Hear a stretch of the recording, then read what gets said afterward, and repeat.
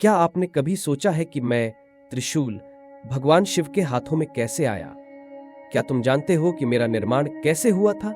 मैं हूं वही अस्त्र जिसने काल के समय में महादेव के हाथों से संसार को संतुलन दिया। लेकिन मेरी कहानी यहीं खत्म नहीं होती। इस एपिसोड में मैं त्रिशूल खुद अपनी कहानी सुनाऊंगा। कैसे विश्वकर्मा देव ने यानी त्रिशूल का निर्माण किया और कैसे एक दिन शुद्ध महादेव मंदिर में ये 3 टुकड़ों में टूट गया। साथ ही आपको मिलवाएंगे उस भक्ति में लीन राक्षस से जिसने त्रिशूल की मार झेली, लेकिन फिर भगवान शिव की कृपा पाकर अमर हो गया। देखिए कैसे महादेव की लीला में त्रिशूल की शक्ति ने पूरे संसार को हिलाकर रख दिया। बने रहिए। हर हर महादेव। मैं त्रिशूल। आप लोगों ने कई बार मेरी कहानी सुनी होगी।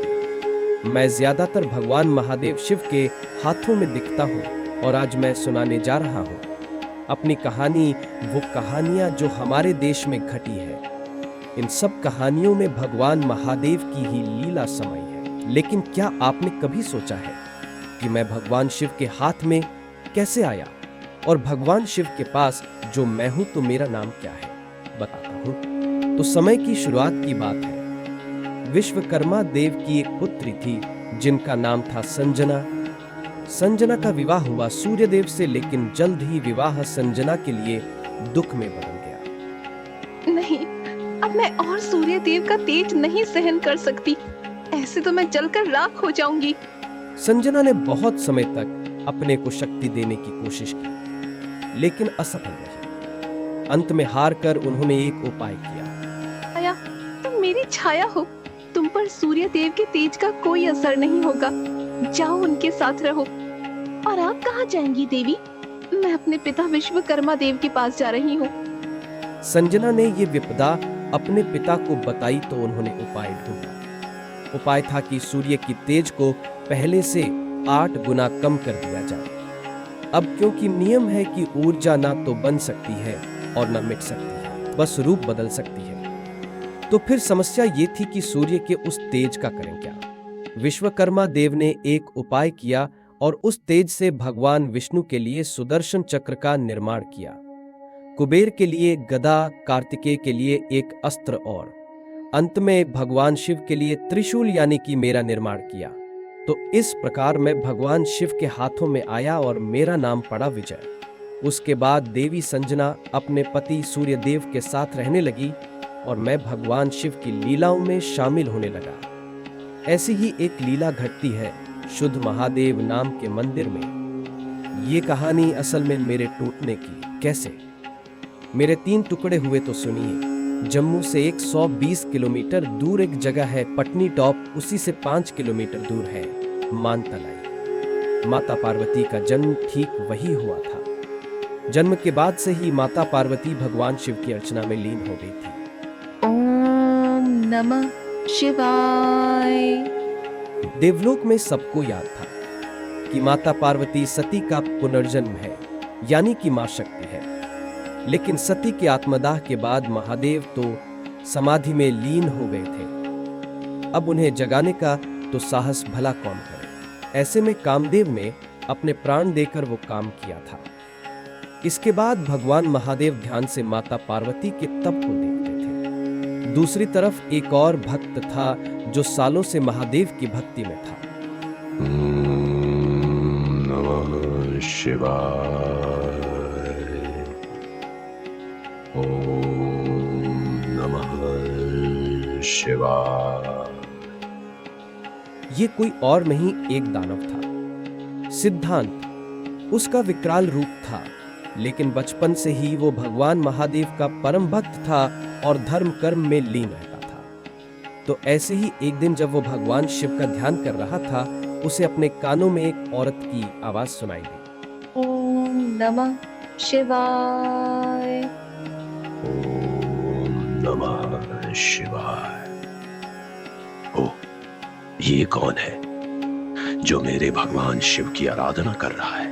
इतनी मीठी आवाज, इतनी भक्ति। इनकी आवाज से लगता है कोई सच्चा भक्ति है। मैं जाकर देखता हूं। अपनी मासूमियत में सिद्धांत आवाज का पीछा करते हुए वहां पहुंचा जहां एक गुफा में माता पार्वती भगवान शिव की पूजा कर रही थी। उनके सामने मिट्टी से एक शिवलिंग बना हुआ था और फूल पत्तों से उसकी अर्चना हो रही थी। ओह, ये देवी कौन है जिनके शरीर से इतना तेज निकल रहा है? मेरा मन हो रहा है इनके चरणों में अपना मस्तक टेक दूं। सुदिये करने के लिए आगे बढ़ा। देवी, देवी! माता पार्वती ने आवाज सुनकर आंखें खोली और क्या देखती है कि एक बहुत ही भयानक चेहरे का दानव उनके सामने खड़ा है। ये देखकर पहले पल में माता पार्वती डर गई। वो चीज सुनकर महादेव को लगा माता पार्वती पर कोई संकट है। उन्होंने तुरंत मुझे यानी अपने त्रिशूल को कैलाश से ही फेंका। मैं माता पार्वती की चीख का पीछा करते हुए सीधे उस जगह पहुंचा और सिद्धांत के सीने में गड़ गया।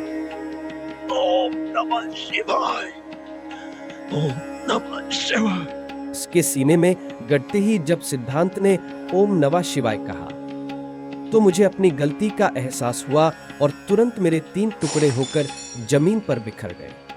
पीछे पीछे महादेव भी आ गए और उन्हें तुरंत अपनी भूल पता चली। सिद्धांत, ये मेरी भूल है कि तुम्हारी हत्या मेरे हाथों हुई है। मैं तुम्हारी तपस्या से प्रसन्न हूँ और तुम्हें फिर एक बार जीवन दान देता हूँ। महादेव, आपके हाथों मृत्यु पाकर तो मेरा कल्याण हो गया। ये मेरी मुक्ति है। भला मुझसे ज्यादा भाग्यशाली कौन होगा? आपका धन्यवाद। तुम्हारी भक्ति अतुलनीय है सिद्धांत, इसलिए आज से तुम सुध महादेव कहलाओगे और यहाँ पर तुम्हारी पूजा समय के अंत तक होती रहेगी। ये कहकर भगवान शिव अंतर ध्यान हो गए। बच्चा मैं तो भगवान की लीला से मैं उनके हाथ में आ गया, लेकिन मेरे टुकड़े वहीं रहे और उसके ऊपर बन गया। आज का शुद्ध महादेव मंदिर। इस तरह मैं महादेव के हाथों से संसार का कल्याण करता रहा। लेकिन फिर महादेव ने मुझे उस युद्ध के प्रयोग में लाए जिसे देखने पर संसार के सब लोग बह गए। यह युद्ध इतना आश्चर्यजनक था कि अब कल्पना भी नहीं कर सकते। एक तरफ थे सृष्टि के महादेव और दूसरी तरफ थे सृष्टि के पालनहार भगवान विष्णु। यह युद्ध इतना भयंकर था कि तीनों लोकों में त्राहिमाम मच गया। पर फिर ऐसा क्या हुआ कि सृष्टि की अंतिम सीमा पर पहुंचकर भी ये युद्ध रुक गया?